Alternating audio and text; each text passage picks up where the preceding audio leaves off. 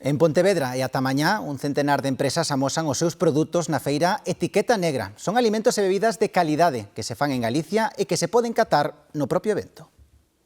A novena edición da feira Etiqueta Negra reúne un centenar de produtores. Para algúns é a primeira vez, como estes adegueiros que traen uns viños feitos á man. É un viño feito de uva seleccionada na cepa e facemos blanco e tinto.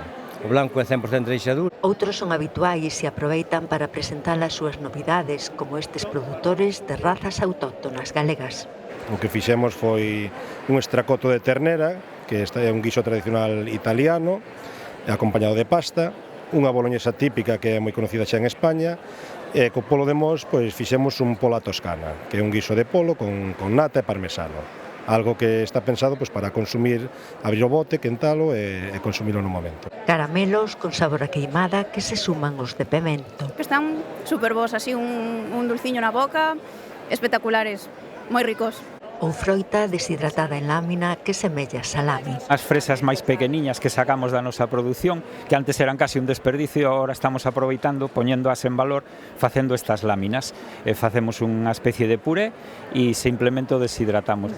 Diversos produtos de queixos, de carnes, todo o mundo quere vir e aproveitar aquí como escaparate que se vexan as súas novas cousas. A feira abre este luns e unha das degustacións correrá por conta do alumnado do Centro de Integración Carlos Oroza, con produtos locais. O que facemos é iso, aproveitar a calidade do produto galego e do produto que temos máis perto.